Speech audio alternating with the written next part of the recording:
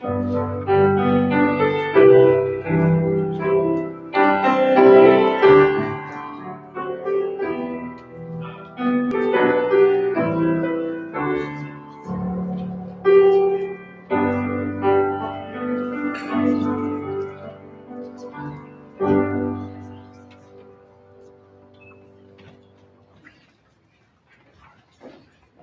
evening and welcome to worship at Centenary tonight. We're delighted to be with you here in this warm space this evening. I invite you to take the Connect cards that you picked up with your bulletin and sign them, let us know that you're here, and share with us your prayer requests if you wish. And just a couple announcements. If you use giving envelopes, they're in the office ready to get picked up.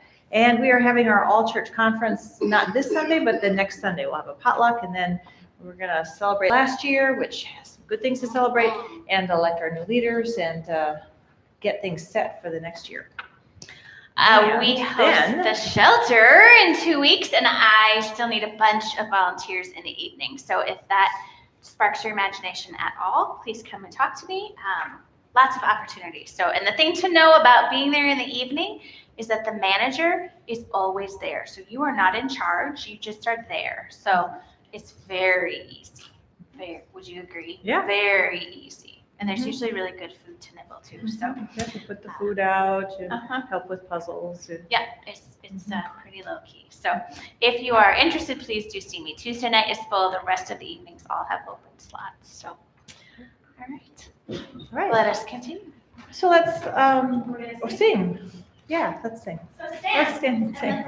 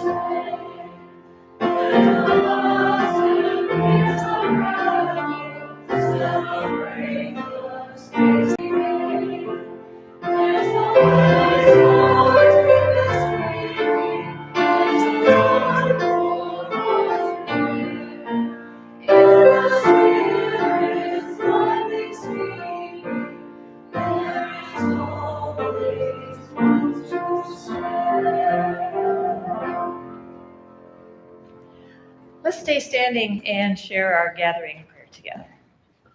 In the beginning, when God created, wind swept over the waters, and breath formed the dark voids.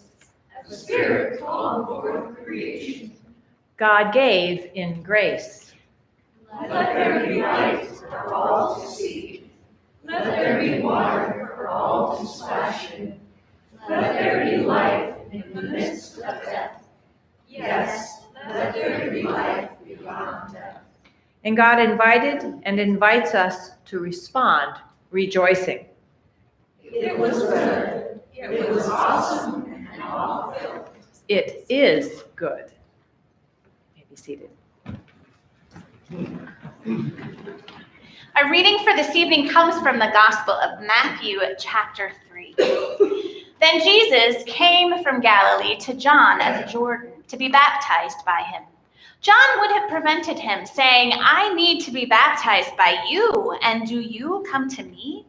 But Jesus answered him, "Let it be so now, for it is proper for us in this way to fulfill all righteousness." Then he consented. And when Jesus had been baptized, just as he came up from the water, suddenly the heavens were opened to him, and he saw the Spirit of God descending like a dove and alighting on him. And a voice from heaven said, "This is my Son, the beloved, with whom I am well pleased." Here ends our reading. We have another song. You may stay seated if you'd like for this one.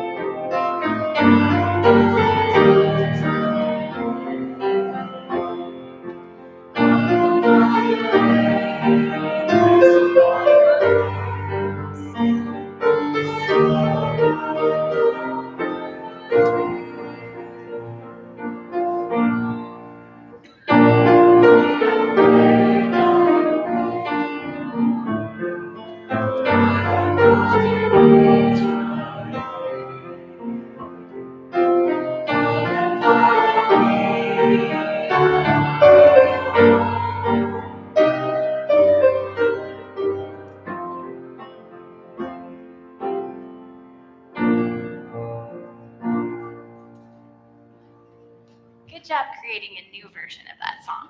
Well done. All right. So on Sunday, if you were here, you heard Pastor Michelle talk about the next piece of our sermon series on resisting harm. And we discussed rejecting the evil powers of this world. You know, just an easy, light, no trouble. She talked about the image of a river and what that looks like. We celebrated the baptism of Sophie Sarandos, yes, and it was also the celebration of Christ's baptism on that day.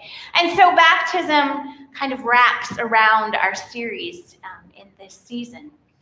So I loved that motif of a river, and so we're going to dig in a little bit deeper, a little bit differently tonight. When I was about 4 years old, we lived in Boulder, Colorado. And I had a really fun pair of red tennis shoes. And in the back of our yard, which seemed like a really long way, probably wasn't very far, but I was very little, there was a gate. And you went out of the gate and down this little embankment, and there was a creek in the back. And of course, at 4 years old, it was magical. Magic things happened in that creek. And I have a very distinct memory of wearing my little red tennis shoes. They were probably like Keds. And standing there it was a storm, it wasn't like a true creek, it was actually like a storm drain area, but there were some rocks and things along it. And there was a spot about 4 houses down from us in the creek that had a watershed, a concrete watershed that came into it. And my friends and I, at 4, it must not have been running very fiercely because I can't imagine my mother would have ever let me go into that creek. But we decided we were going to dam it up and make a swimming pool. And so we got all the things we could think of, the rocks and the sticks and all the things our little bodies could carry, and tried to dam it up. Well, we were successful for just a little bit. And then it rained that night. We thought we were amazing. We went in, had our baths, got cleaned up, went to bed. So we'll be back tomorrow. Well, it rained overnight, and our entire thing that we had built was gone. Now, I have no idea why that memory sticks so firmly in my mind. I cannot tell you the names of the friends that were with me. I know we played together all the time. I don't remember their names. I can't tell you the address of that house, but I can tell you that I was wearing those red tennis shoes, and we built this dam to try and change the way that the water was working in that creek. And I was thinking about that as I thought about the ways that we reject those evil powers in this world. And Pastor Michelle talked about thinking about the evil as those things that get in the way of the river flowing. And all those things in our lives that get stuck and start to dam things up. Right now in our world, there's an awful lot of people lining our streams and lobbing things at us. I have a middle schooler. Maren, I'm not going to call you out too much here. But middle school, all of these lovely middle school ladies would agree, middle school is hard. Yeah, and these ones over here and that middle school gentleman back there. Middle school, do you guys think a lot of times you have friends and stressors that are throwing things in your creek, that are making it hard, that are trying to block the flow of your life? Absolutely. Yes, all the time. Adults, the same goes for us. Our stressors are different, but they're the same. And we think about how often our rivers, our creeks of our lives are crowded with all of this evil and all of these pieces being chucked at us in our life. We can't always do much about it, can we? A great big boulder we can't necessarily pick up and move by ourselves. And sometimes I think the idea of rejecting the evil of the world is exhausting. Because how do we do it? How do we move boulders? How do we move big logs? How do we move these big things that stand in our way? It's scary and it's hard.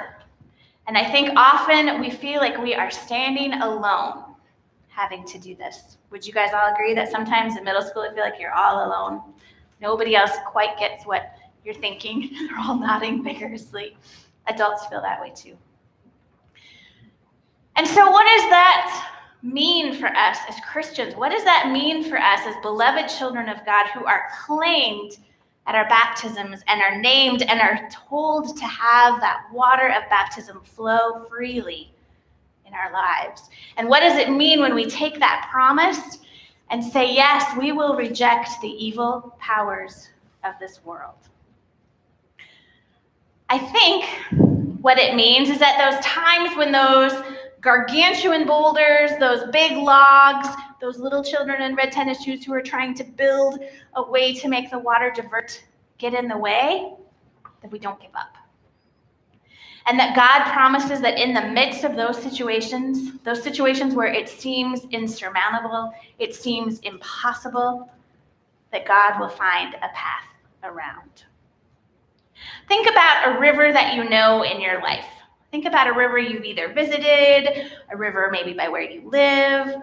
Think about our beautiful Minnesota River out here. When things get jammed up, what happens to that river? If there are log jams in the spring, ice flows, what happens to the river? Hello, what happens to the river? It floods, right? The river says, well, I'm bigger than all those things that are blocking me, so I'm just going to go over the top. I think sometimes our baptismal waters are like that. And some of the ways that we reject the evil in the world is to say, you know what, God's got this, and God's just going to wash over it or around it or create a new path. When we were in our home search and we were looking at different properties, we found a property that I fell completely in love with. It had a river in the back, and I love water, and I gravitate towards that. And Eric's like, oh no, we are not buying this house. Why? He's like, well, can you see the river is just eating away at the shoreline? It's just eating away at it. It's just changing. He said, if we buy this house, we'll be in the river. Not very long. I was like, oh, no, that won't happen. Sure enough, big, huge rains came later, and that river went up many feet, and more of the land was eroded.